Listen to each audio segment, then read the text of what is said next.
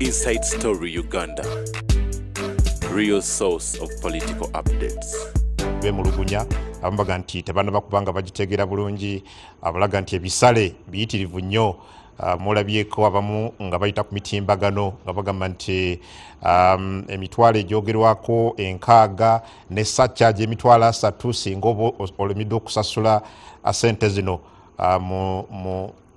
mu ssaawa 72 nti bingi nnyo era wateekwa okubeera nga lwekikolebwa okulaba nti enkola eno boolyawo ekkakkanyizibwamuko ate abakiwagira naddala abasaidi ya gavumenti bo balowooza nti baagala kukendeeza ku bubenje mu ggwanga n'ebirala naye nga olunaku olwaleero twayise abakungu okuva mu gavumenti okuviira mu kitongole ekya poliisi ne ministry ya works ku bonna tekuli alabise nziramu twayise abakungu okuva mu ministry ya works ne poliisi ya Uganda okubeera olunaku olwaleero okutangaaza n'okuddamu ebibuuzo ebyenjawulo bonna tekuli alabise naye nga abakungu betuli nabo wano mu studios nga bulijjo Charles Rwomushana munabarometa ye waali yatuuse ddasobo tukwaniriza then tuyina Honorable Kabuusu Moses mubaka wa Parliament ava Kyamuswa ate nga mubaka atula akakiiko kali aka physical infrastructure abekenneenya endagaano gavumenti gye yakola ne kampani eya Global Security evunanyizibwa ku nteekateeka eno era ne bayisa mu majority report yaabwe nga bawagira enteekateeka zino zonna Honorable tukwaniriza nange nsanyusa okubu again tuyina Honorable Brandon Kintu mubaka wa Parliament wa Kagoma ey'omumambuka naye atula kakiiko kali aka defense era abawagira kino mu lipoota yaabwe ey'abangi oba majority report sabo tukwaniriza nesimi okubano kaongezi kale tusuubira okwegattibwako Honorable Abdallah Kiwanuka ono mubaka wa Parliament wa Mukono ey'omumambuka again naye atula kakiiko ka defense naye nga y'omu ku babaka ba Parliament omwenda bo abawakanya alipoota bano gye baayisa era ne bavaayo ne minority report oba lipoota ey'abatono ng'erina ebibuuzo bingi byeyali eyogera ku nsonga eno. Njagala okutandika ne Honorable Brandon Kintu. Honorable, tandika na kubuulira ggwanga ki kyennyini kye mwasanga bwe mwali mwekenneenya endagaano eno gavumenti gye yassa gavumenti gye yatuukako ne kampani ya Global Security ku nteekateeka eno eri digital egoberera ebidduka mu ggwanga. Okusookera ddala nga sinnaba kutuuka awo tusooke tumanye bino ebiriwo lwaki biriwo. Tukimanyi bulungi bwe twasooka okufuna smartphones twasooka okufuna amasimu agamu nga ga mapeesa naye nga gali smart ne tuddako amasimu nga gakuseereza kyatwalira abantu obudde okugategeera okugakozesa kiringa iPhone. Nze iPhone sigisobola kubanga sigimanyi teknology ya mungi kakati eno process tukyali mu infantry stage abagikozesa tebanaba bagitegeera ba implementers nabo tebanaba bitegeera so buno obugulumba obuliwo Abannayuganda si bantu basiru ombuuziza ekyo njagadde okugamba nti buno obuliwo saa zino speed zigendawa ani akola kino teknology ya mupya program yakatandika kakati ffe abavuzi b'emmotoka tuteekwa okutegeera n'abo abali ku implementinga nga poliisi n'ebitongole birala nabyo biteekwa okukwebwa omwaganya okulabika nga bitegeera system eno bwekola n'eki kye twatunuulira of course nga government eri in charge okulabika nga obulamu bw'abantu bwonna ate nga tetunnaba nakwekkaanya twasindikako obukiiko okugenda okwetegeezaako mu nsi endala nga Ghana tubadde ali nga tunywa kacyayi ne bayayogedde ku Ghana eno program gyeri mu Ghana and ebadde successful so kiki kye twatunuliramu nga tugenze mu nitty-gritty z'endagaano naye olwa safety okendeeza obubenje tojja kuŋŋamba nti tujja kukola system ewagira abantu mu anticipation mbu singa Abannayuganda bakuuma amateeka sekyemanyi nti banaategeera system bagenda kugyembrace nga kyetwantunira mu ndagaano nti endagaano yali nga yasimba nnyo kubanga tulina n'ababaka abagenda okukola kye bayita benchmark oba okukigandawaza benchmark okiyita otya bagenda okulaba kampani eno bagenda Germany bagenda Russia ne betegereza kampani ne baleeta report naye nga naye bwokimanyi nti bulijjo mbadde ndaba abamu babaka bannange ku mitimbagano ng'ate batandise nyinza okugamba nti bali kusogowaza nnyo bansajja gamba bali kusogowaza nnyo project bagisogowaza nnyo nga batandise n'okugamba mbukakati amayinja bwe banaakuba speedi ababbi nolabira ddala ng'ate argument bagisiza nnyo olinga oli kutuma Brandon ogenda okusima embooli eri ekitana ab'ebuwenga naye ng'ate babaka bamanyi eno report twali joint era aho ne Moses ono olumu nzijukira mu initial stage ebifuba byali bitubuguma entebe eyo ng'ate naffe tugamba nti abasajja ba infrastructure bazze tujjako obuvunaanyizibwa bwaffe nzijukira olumu minister wa internal affairs naye yajja kubanga tulona agamba naye ate lwaki project eno ebeera introduced ne minister security of course mulimu security features so twalabamu nga programu eno ejja tuyamba government eri in charge obubenje kungu butta abantu naye nga bweri nti programu mpya waliwo obulumira era nzikiriza n'abagamba nti kakati wano abantu ba training bategeere mu Uganda wazze babeerangawo ebintu bwe tubipapira ne tubikondeming well concern y'abana Uganda bensinza okulaba ku mitimbagano boogera ku nsimbi zino nti mpitirivu nnyo mwaziisanga parliament zino 3,000 6,000 surcharge ya 3,000 obudde essaawa 7:2 did you approve this kakati bwe tuyisa eriyo byetagendamu tetutema misaala tosobola kutema nti bano kakati bana abasasula tebavunaanyizibwa baffe ndowooza waliwo byali mu agreement anti government just company bw'oba osayininga agreements zino ezimu at a certain stage zibaamu a little confidential naye nga tuvudde ku ekyo gwe tojja kugamba abantu nti tusale emitwalo 2 kakati bazze nnyo emisango no oluusi oteeka okuteekawo ekintu ekinakugira bino tebikola wano kyewandigambye nti kyetwalakingamu era ndowooza abadde leader of opposition n'agamba to reconsider structure y'ekigambo kyakusa kibadde kya luzungu nti wano ffe ndowooza tetwateekamu appealing stage nti omuntu asobola okwekubira enduulu kubanga ebulaaya bwe bakuwa penalties gyebiri osobola okwapiringa n'ogamba nedda bannange ndowooza nabadde nsumagiddemuko nga namize panado naye ng'ate sirina driver nga nteeka okugenda awantu bw'ojustifying nga appeal basobola okuconsidering ekyo tusobola okutunulako ne tujja kutekinga risk ku bulamu bw'abannayuganda lwa miwendo kaka tugambe nti zibeere 15,000 batandika okufa batandika okufuga recklessly waliwo justification y'ensimbi zino in your view tewali asobola kukola kintu nga tafunye justification era wenkubuuliza nti tugize ku 15,000 buli omu avuge kubanga anaasobola osasula 15,000 oteeka okuteekawo okuziiza bw'oba osobola okuteekawo ng'oli agamba first of all ne government ericonsidering nti eri kuyamba negamba nti gwe beera mwegendereza kakati gwe oba otunuulira 3,000 vis-a-vis eri esente ezikomyawo obulamu bw'omuntu. Well, Honorable Kabuso, again, oli member wa joint, rather wa physical infrastructure committee of parliament.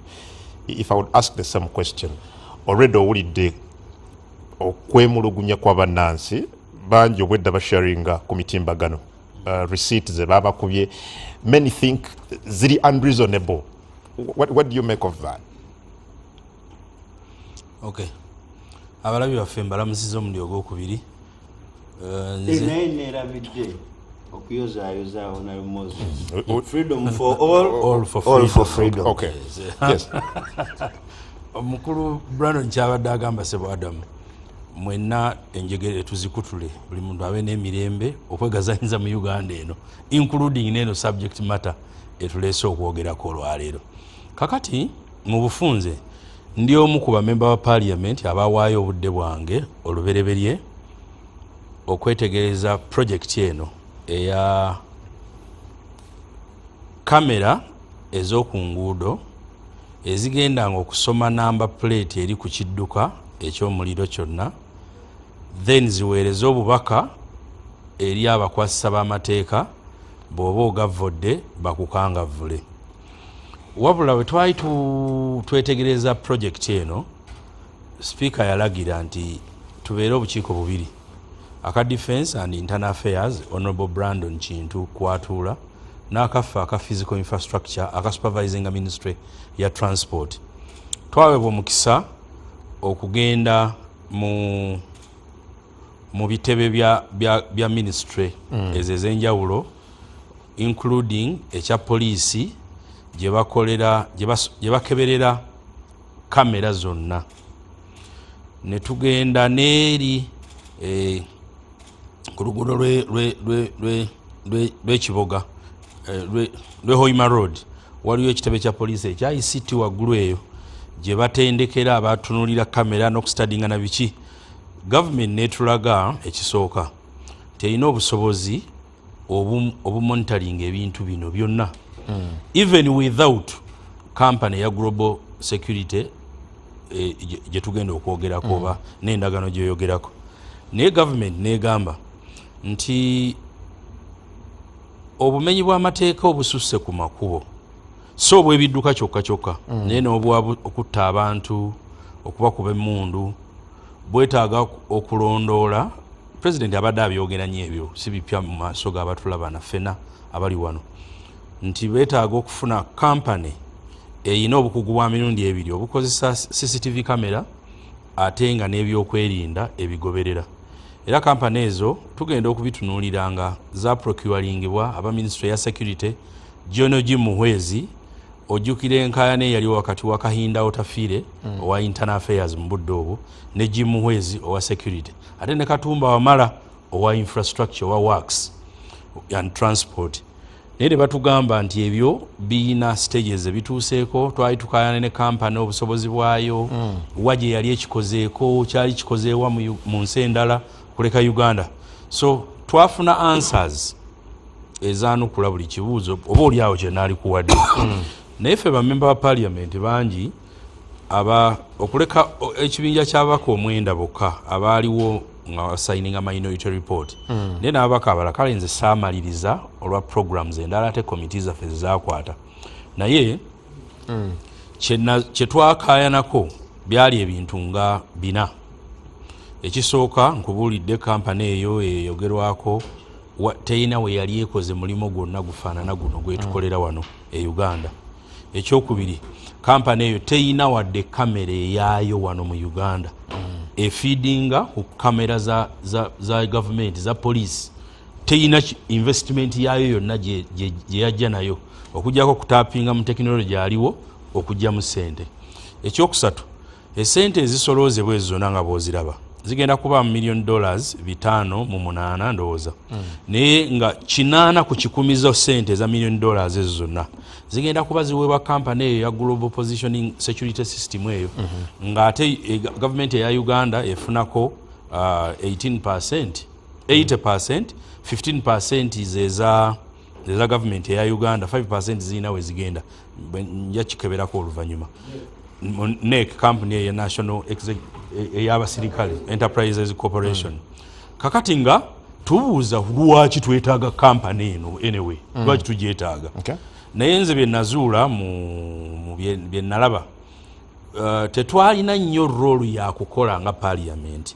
Ne bannange bano ba Brandon ne bannange bano bakiwanuka tetwalina nnyo rolu ya kukola. Twalina kuyita system eyo bagambe nti Parliament ya involvingibwa yaliyo kye yakoze kubanga n'abapoliisi betwalaba wano Entinda ekitebe kya poliisi kiri Naggulu baatugamba nti bo baweebwa biragiro busajjasajja obujja mu bipalepale ebya jjiini babutunulira nabo tebuyina IT knowledge and expertise mbu naye bwe buddukanya system eno. So twali concerned nga members ba Parliament kati ng'olese ebya ssente bye bakyajinga waliwo ne ssente zennyini ze bakyajinga kakiipu ako okatunda emitwalo 75 noka installinga ku pikipiki yo oba ku motoka yo. Bamemba ba Parliament ffenna twali tukiwakanya nga kya buseere oba ffenna tuyina emmotoka ezirina tracking system. Tracking system yona ya mitwalo 15 ate bwewa kampuni egikuteeramu nga si nayakuggyako ssente abantu abamu beewolemu essente ne bazeewolera ku mmotoka. Kampuni neeteekamu ka chip kayo okumonitaringa emmotoka yo emitwalo 15 olinga abuuza lwaki ogisaba 75 oba otaddemu ki. Ebyo n'ebibuuzo ba minisita baffe bagamba nti balina ebiragiro ebitali bya kuteesa nnyo naffe naye nga bwe tutegedde ebirala tubibalekere bajja bisolvinga ku floor ya parliament. Bwe twagenda ku floor ya parliament, the members bapresentinga minority report yaabwe unfortunately ng'eri swaying, but Brandon era wano wensinzira okubanenya. Simanyi oba mulibeera balamu ng'ebibonerezo bino oba ebizibu ebituuka ku bannayuganda betuyisiza amateeka mu ngeri ye omnibus ne bw'oba nga reason ogirina onnyonnyoddwa otegedde ne bagamba twako kasinzeemu ensonga eno tugireke kubanga yabyakwerinda pulezidenti agyagala. Kyekibonerezo kye tulina mu paaliyamenti eya Uganda. Naye by and large mbadde nkubira nti sente zetusabibwa nyingi tezina justification. Ne bwe wali badde oyagala kukuŋŋaanya sente $5 million 508 tewaliwo bbanja lya nsalesalire walikikoledde, tewaliwo investment company eyo gyetaddemu wadde any extra investment government of Uganda gyetaddemu, tewaliwo nsonga. Naye ate ku saidi eri endala kanjogere ng'omuntu abadde nga mutusaba bannayuganda bangi mutusaba oba mutulaajanira nti obubenje bw'ebidduka bungi ku nguudo. Ansa gye walibuuziza wakati wange naawe ti obubenje bugwa wano e Kampala awali kamera oba bugwa eri mu byalo gye bavuga sipiidi ennyingi. Wano e Kampala wotadde kamera ennyingi ennyo osootinga bubenje ki? Ekyokubiri, wano e Kampala woosaba abantu ssente bazirina. Abantu abasinga boolaba bavuga obumotoka oba obupikipiki abo inkamu yaabwe olunaku mazima ga Katonda tesobola kubabeezaawo. Bw'oteekako ekibonerezo ekyo okujjawo nga gavumenti egamba nti tukyawe okuvuga emmotoka abantu batambuze bigere walking to work, walking back home, oba gavumenti erina emmotoka ezaayo zeenaatwalirangamu abantu ekooye mujjuzo gwa bidduka mu Kampala naye mu all standards tewaliwo nsonga lwaki system eno yatandika okukozesebwa. So bwembaga mwasindika abako ba parliament abamu ku bali ku bukiiko buno okugenda e Russia okuzuula ebikwata ku kampani eno. Ababaka abo ekisooka n'okubasindika ndowooza mukulu kiwanuka mu ripooti yaabwe bakihighlightinga babeera besmagolinga bwesmagolinzi ne twemulugunya. That is why kwekukusa mu ngeri y'ekiferefere era y'ensonga lwaki okwemulugunya kwaliwo ababaka bana ab'obukiiko bwaffe obwali butukulembera. Nsobola oba bamenya amanya bamanyiddwa. Baleke no go on bogere andani yabakukusa ogende Russia. Waliwo na simanyi oba kini kale kwegamba mbadde nfaayo ku kyebali ng'abantu naye chairperson wa wakakiiko omukyalo we Nyakikongoro Rose, omwami omulala bamuyita ow'Emitoma yawangula Kahindo Tafire Kahonda Donozio, ewaffe waaliyo Kasoro Robert, waaliyo ne chairman waffe mubudo David Kalubanga. Waliwo n'ababaka abalala bava ku both defense ne ku gundi committee eno. Naye bwe tuba tugenda okugenda ku bukiiko buno, yes, bachairperson b'obukiiko baffe baba ne decision making powers okugamba nti Adamu ye yaligenze Kabuusi togenda oba Kabuusi oligenda ku committee endala ku opportunity endala. Naye tetwamanya ngeri gye beselectingamu.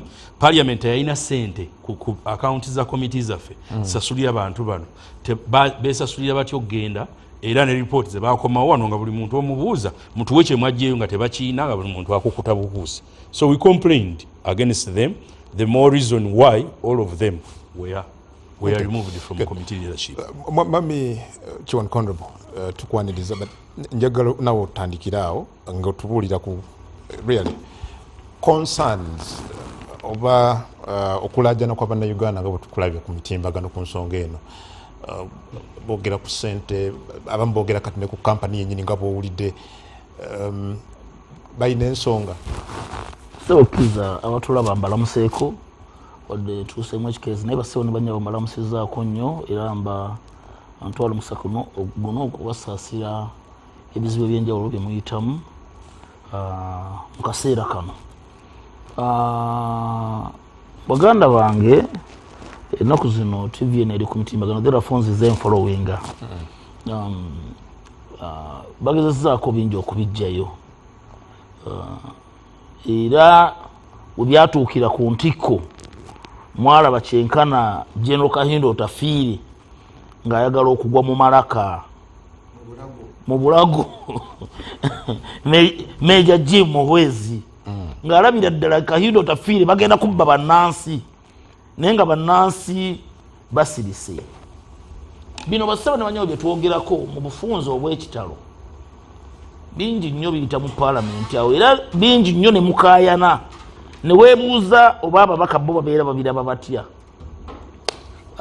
Kyannaku ripooti yaffe ffe etwejjeereza gye twakola eya minority bingi byalimu era bino byonna ebijja kati twabiraga era exorbitant fees twazoogerako. Actually fees ezisinga okwogerwako mu ripooti eyo giri emitwalo 25. Ekyasatu kivaawa n'enkaaga. We don't know. Tetumanyi. Tekyalimu. Sente era nazo twaziwakanya n'25 nazo twaziwakanya nga tuba olugamba mu mbeera eno eriwo ya district mugijjabwa okwagala okukyajinga emitwalo 25. Naye nga basawo ne bannyabo ensonga eno nga muganda wange Kabuusi bw'agyogedde okuviira ddala emabega badimu ebirumira okusookera ddala eno project eno gye twogerako eno eyaleetebwa kampuni y'e Russia beereeta bwereesi abamanyi amateeka ga procurement mulimu omuntu ne bakusolicitinga nawe ne weesolicitinga ne weetwalayo oba ebimu ne bivaamu okukola joint partnership joint venture and what have you. Naye eno project omuntu yagenda n'alaba business n'agiraba gyagirabye n'agitwala n'agiguza president nakkiriza nti kati tuyingire mu project eyo entandikwa yaayo. Omuntu yagenda n'agisolicitinga somewhere n'alaba nti kano ka business tusobola okukatwala ne tusolooza bannayuganda tukatwale kati abali okumpi ne Mwami Museveni ne bakamuguza.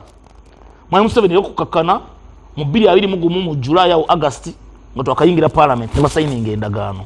Kati awo esomololerawo nga bamaze okusayininga endagaano parliament egendo giyingiramu ng'endagaano bagisayininze.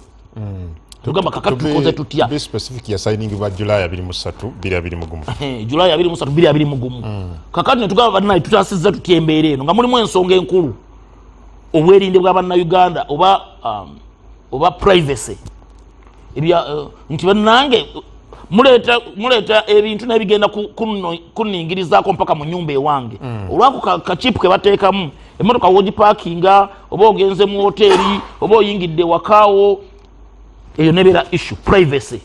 Issue ey'okubiri mbeera mu data nti data eno kale katukkirize nti gavumenti yegenda okubeera nayo oba mungikwasizza kampuni eno tegenda kuva mu mikono gy'abano egende mu mikono gy'abatujju batandika okutulugunyanga bannansi nga bakozesa data oyo. N'ensonga endala eziwerako kati ensonga ya infrastructure nejjamu mulina capacity ekola enoonyereza kino ye abaffe mwali mubikozeeko wa amazima ga Katonda. Mpulidde wano muganda wange Brandon eno tutula kakiiko keekamu for the last 4 years tewaliwo feasibility study yakolebwa era bakola report eyo yonna bamapala mwana watu ne bawagira naye nga tewaliwo feasibility study report teriwo anyway ne boginoonya kati. Waliwo report endala gye bayita eyandibadde ey'okunoonyereza ku kampuni nti kampuni eno yo erina buzito ki obukola omulimu guno eyo nayo teriiwo due diligence report. Mirimu gya gavumenti gyonna wabeerawo due diligence report gyonna bannange tukozesezza obukugu obw'enjawulo nti tetugenda kugwa mu loosi naye report teriiwo. Naye mwana wattu ababaka ba paalamenti olw'okuba babeera bamanyi nti Mwami Museveni akyagala era ne bagenda mu maaso ne bakiyisa ebyo nanga tebiriiwo. Kakati oluusi manyi Katonda n'ateekawo embeera naye omuntu nga takimanyi nti embeera gy'ateerawo abantu mwana wattu ate yinza okumufuukira akagumba weegoge. Bino ebintu bibeerewo bibaddewo binyigiriza abantu ne bannansi babiraba mu kaseera nga kano oba oli awo nga lirimu ku kkubo bannansi mwe bayinza okusituukiramu gavumenti naye nga nzira ku nsonga enkulu ku nsonga eno.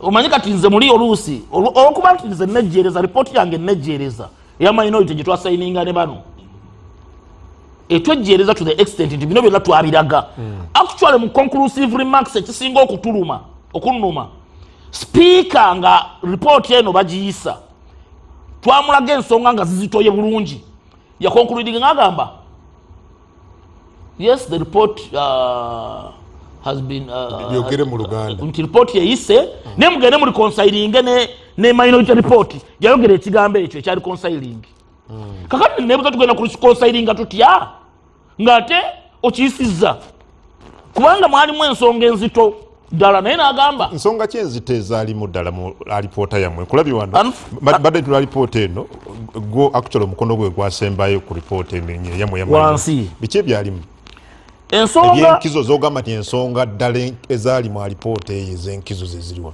ensonga basawo ne banyabo enkulu zaalinga 3 oba 4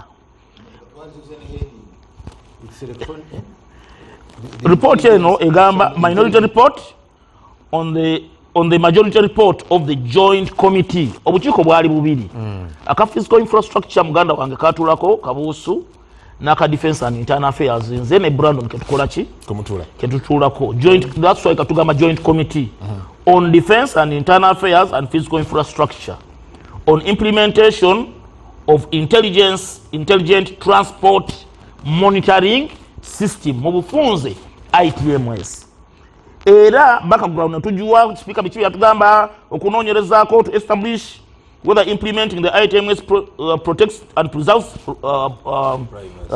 people's rights obaddala protectinga eddembe ly'obuntu ekyokubiri value for money yoweri will be achieved sente za munnansi tezigenda kwonoonebwa ekyokusatu to establish whether demonstration effectiveness of the project in instilling ITMS egenda kubeera ng'ekola etya kakati mu bufunze basewo ne bannyabo mu ripooti eno ezo nange ensonga bamaze otuwa kiki tugenda okutambulirako guidelines speaker nga bwe yabituwa points of dissent zaalinga 4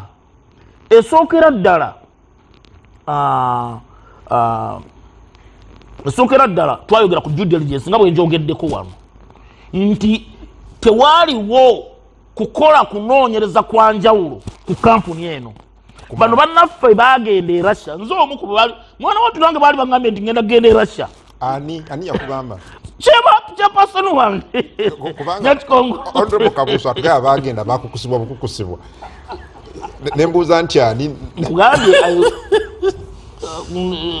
nze nali listed okubanga ngenda genda era ne bampreparinga bulungi nnyo Kahondo oyo ne kyapasoni ne bampreparinga nti ngenda genda e Russia because twali tugambye nti tulina okufunamu opposition agenda temugenda kugenda mwekka. I was the shadow minister then of internal affairs nembagamba nina okugenda e Russia wapi tugenda okudamu ng'essimu teziriiko okiviiramuwa ate simbazijjako nono muganda wange akimanyi oyo muganda wange era mu nsonga embaire twalirwamu noono awo nanga tukwatagana abasajja twetaaga tumanye amazima information gye tulina ne Russia company teriyo era ebino company teva Russia information fuje twanoonyerezaako nga teriyo na technology afaanana bwati e Russia basewo ne banyabo n'emmotoka zaayo tebazirondoola nga bwe balondoola zaffe era baabuuka ne bagenda Germany ne baba ne bagenda Germany company ye Russia tebagenda Germany bama ne bagenda Germany tugenda okukakana nga bakomyewo okuva Germany. So at the end of the day ne tugamba nti where was due diligence yo government erina ogikola yagikolerawa. Ekyokubiri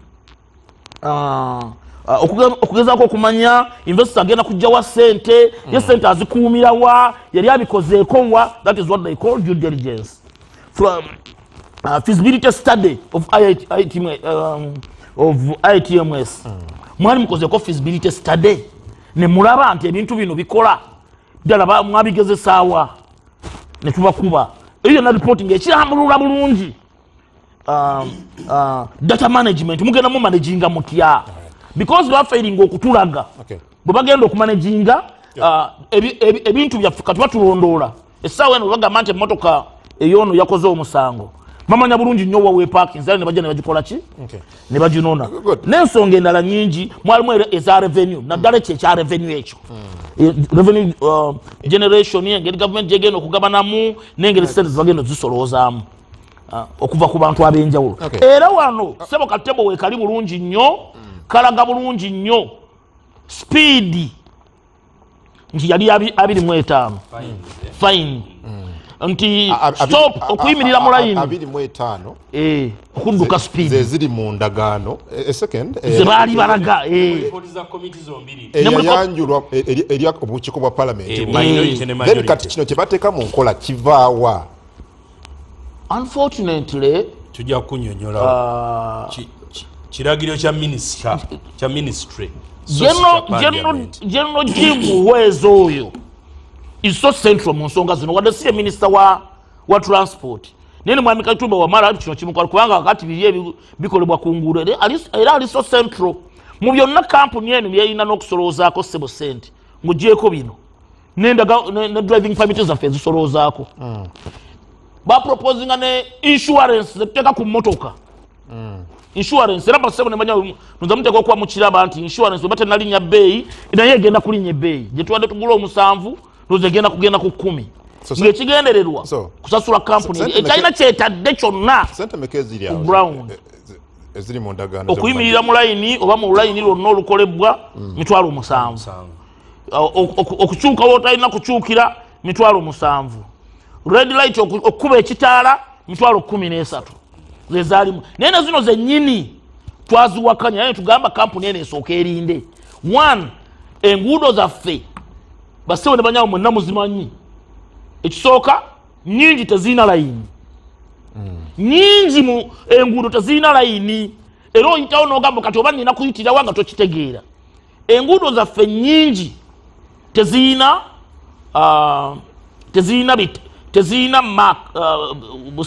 busigns bubonero nyingi nti ogenda kukola otya abantu okuba controllinga nti wano obadde njagala genda wa mwamiru omushana but you see honorable Kiwanuka your government bwega nti waliwo need ey'oku regulating oba okulambika ebyentambula mu kibuga okukendeza ku bubenje perhaps lwaki enkola nga zino zijja n'ebyokwerinda eba teyina nsonga bwesalawo okuleeta enkola bweti nzikaanya nayo 100 ku 100 abantu baffe bafa bodaboda bavuganga bwe baagala abataxi bavuganga bwe baagala n'abayina emmotoka ez'obwannannyini ne mwemuli abakabinenti oba abakungu nabo bavuganga bwe baagala nze njagala nnyo kino ekintu ekibanga kiri kyakukola n'okuteeka sensi mu gundi mu bwongo bw'abantu mu nsi zonna twalibadde tutandikira ku bakungu omukungu bw'atambula n'obuvunaanyizibwa ku luguudo by all means abasigadde balina okugoberera ekyokulabirako ne wano wennyini waliwo omusajja yakinyumya nako Apollo Nsibambi tekyamwetaagisa kukwata kibooko okukuba mu ministry nga yakayingira mu gavumenti ya Mwami Museveni nga yakava Makerere okuyingira mu gavumenti ya Mwami Museveni yabeera minister of public service bwe yayingira mu gavumenti eyo yasanga abantu batuuka ssaawa 4 ye kyeyakola nga akeerawo ku emu ne bamusanga nga ali awo ku ssaawa emu nenkeera ne bamusanga ku ssaawa emu nga yatuuse dda yagenda okutuukanga ku ssaawa emu ng'abakozi bonna bakoze eki batuuse dda ennaku ezaddako era nebeera mentality so mu mbeera eno gwe tekikwewuunyisa ye gwe owulira otera ddala bannansi mwe muwulira mutya nga baminisita bo bajja ne batuyitako bo ebitaala tebibakwata bo kamera ndowooza nabo zibakwata naye tebalina kusasula gavumenti yalina okusasula ffe nga tuli eno mu jaamu I think gavumenti webanga kyeyagala okulwanyisa let it first instill discipline in the government drivers in the ministers nti nabo bennyini amateeka bagakole ki bagagoberere ebibuuzo ku EPS bannansi balayika enkola eno bakyalimu okubanga bagitegeera kizibu kivaawa katonda amaanyi katonda wakisa tukyali balamu confusion eno nagiwalabye Members of parliament behaving like criminals. Actually, criminals. They don't quite down with judice. Abaka ba parliament bayisanga bamenyi b'amateeka. Criminals. Lwaki? Just on a trip to Russia. Bwotana ko kwekweka sijja kutwala. Ogende Germany focho ogende Russia? Obukukusibwa. Wano barometer. Kasa meme yuno kugenda to check. Kunoonyereza. Kulwa Uganda. To check. I think to school because you are not doing investigations. Okebera. Kukebera then batekeko mukono ebintu bitambule bulungi. Katuno saba wetu tugenda kumutwala. Si bujijeko. You really see criminal intentions. Let's katandike n'ekikulu ekinene nti oyina accidents oyina obubenje ku nguudo busa omwavu busa omugaga busa omwana busa omukulu ate nabo bubasse ate bukyabatta naye oli atunuulidde obubenje atunuulidde okufa kw'abantu kukola bizinesi tatunuulidde kuleeta system kujjawo obubenje ye kyatunuulira wano nja kugagawala ntya nfunamu ntya we begin with that that is a very bad mind mbi nnyo notunulira abantu engeri gyabafano naye bwempitira wano sijja kukola sente. I was discussing with one of your guests here these cameras actually the badendo at cameras onazikola kata na akachizora ntiziri bbiri zokka wano jemba dempita nanga ndowooza zonna zijira wa eziriez endala zonna zebasi nazo ziringa humps because I can tell in time nti waliwo camera ruti yange gyempitamu nema wali waise weri wali novuga eni awo tukali nokendeza like humps. Ani akugambye ekyebbiri kubanga abakungu abo twabayise bajje babinyonyole bino tebalabise eyantebe izakatabe ebakabye emiziga wamu neyabwaise but anyway kyengeza zawane bwezi naakola avuga obubi because seraba omuntu ategeera ngeri gyosobola okuvuga kaleerwe kusuka speed asatu. It's not even feasible. But let me go to the larger issue. Only past midnight. Let's go to the larger issue. Nti banensaba mukulu Katumba awe barometa akasamemu mukisa tutule naye mu moroka tuvuge tulabe system ekola etya. Because mu moroka our speed limit 70 kilometers on bypass. So okujivuga at 65. Tuyite ku camera at 65 nga tuli ku 65 emyase then bali batusomera ntogira abanga bwe kulabye ngo oli ku 65 then eyo data eveewo egende mu processor eri machine gyogamba nti it is intelligent egambe it's 65 and the speed limit wano is 70 so you are correct. You get? Then bobanga wakuwa fine kiyoke kigende mu system egenda okuwa message. Because the changes ako why am I saying this? Onabara jita ITMS. Kateze kanjita ifreeze kuchanguya. Nzikirize njita ifreeze. Uganda tubade ne intalo za ifreeze kati ITMS eno system siya kujjawo mvuga mbi ku nguudo eno system ya kukola sente naye ani ayina obuyinza ku system eno the private person. Si government. Yes, si government. Ekigendererwa kya private person ono yazze kukola sente. Mbadde ndafugaz mutwadde yate agenda kuteekamu $1 million 257 according to your figures. Yaziteekamu. You begin with that. Ngatana bakutwala kinanda ku buli 10 ezinaavaamu zagenda okusolooza okujesha okugesa kungula kungula obulo nga talaba kujjamu ziri zagenda okujjamu zino 257 yazirese yaziteeka tulina system emonitoring nti byaleese bya miliyoni 257 zino zayingidde mu economy because jukira agenda kutwala dola tagenda kutwala local currency agenda kutwala ensimbi eziva mu mwanyi eziva mu gold ekyo kimu ekyokubiri yabalirira moloka miliyoni 1.8 zabalirira in other words mu mind ye nti zine moloka zona zigenda kumenya amateeka actually mbadde nsoma mu report yaabwe sente zabagala okukola in 10 years is $1 billion miliyoni 996 so roughly $1 billion those are 36 trillion is that correct mathematics? 1 billion yes around there it will be in dollars 36 yes looking at the exchange rate yes the current exchange rate yes around 36 kakati zino then atwaleko 80% ku buli siringi 10 atwaleko 80% then Uganda government etwaleko 15% and then National Enterprises Corporation etwale 5%. Kat question eri barometer chebuuza neka yakola ki okuyingira mu one wache efuna 5%.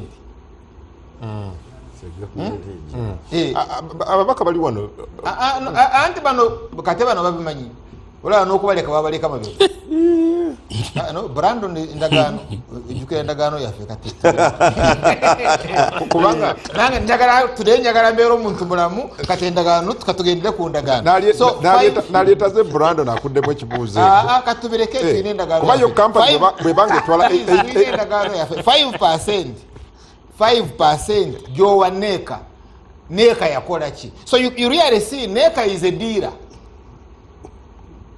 nga toba kutakola and who is NEC National Enterprise Corporation which is in the defense Ministry of Defense kate fuse dealer efuna commission this is criminal kata wenzera yeri ntumukuru katumba wa mara therefore tukole ebintu bibiri ekisooka to confirming and system indeed ekola ya mazima ekyokubiri then tumubuze toli nnyo mu bintu bya kunyaga simumanyi mu ekyo kakati eno deal yani because this is the deal and unfortunately deal mukufa kakati wosoma report yawo waliwo ensomye there are risks omanyi risks za business eno ziriwa nti abanauganda baba nabeera n'empisa ono goita investor ne deala waayo kyebeeraliikirira kyekyo singa bannayuganda babeera n'empisa buli watu bubala traffic light nankane biri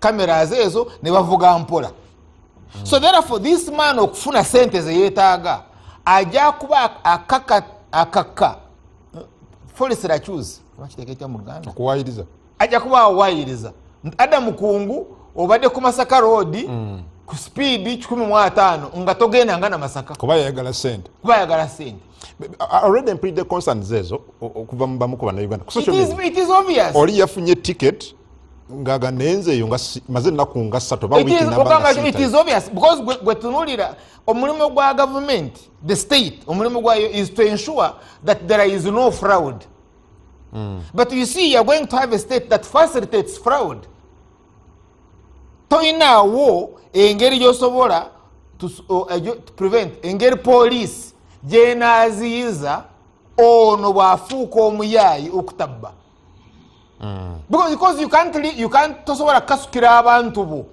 n'obakasukira omugwira atane okuba yuyita musente nga tewali mechanism a person who is interested in money singa kibadde nti Brandon kyabadde agamba nti tukendeza obubenje yes ne wogame ofining $1 million fine but here you are dealing with a dealer nga dealer nagenda kugabana nabekwese mu defense abali eyo bo bagala akafika inkana ki simanyinge banabeera nga basharinga every year ate katemugera na mbya bululu so kakati awo twandyetaagidde the appeals system because parliament teina buyinza kuyisa fine gensasula without due process, it's unconstitutional. Because a fine is as good as a punishment. Yes, kibonerezo. Kati nongamba bwe manzikirizo okuzisasula fine ikitegeeza ya mugirite.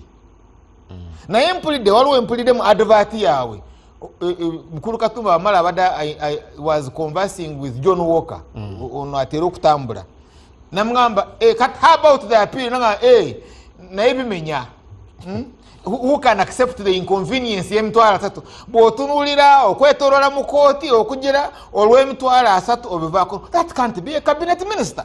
Nti minister yagamba Adam Kubu bwe namusaba emitwalo 3 ajja kuzikiriza azifiirwe because tayasobola genda mu inconvenience of an appeal mu kooti tujja kwogera n'omulamuzi agaana okuwa bail so that otye oba omulamuzi akusaba bail ya million 10 katogambe kati bili ya milioni 10 ku mitwalo 3. Because you see, let me finish with this. On Uganda Revenue Authority, bwe kukaka omusolo mungi erinayo tax appeals tribunal.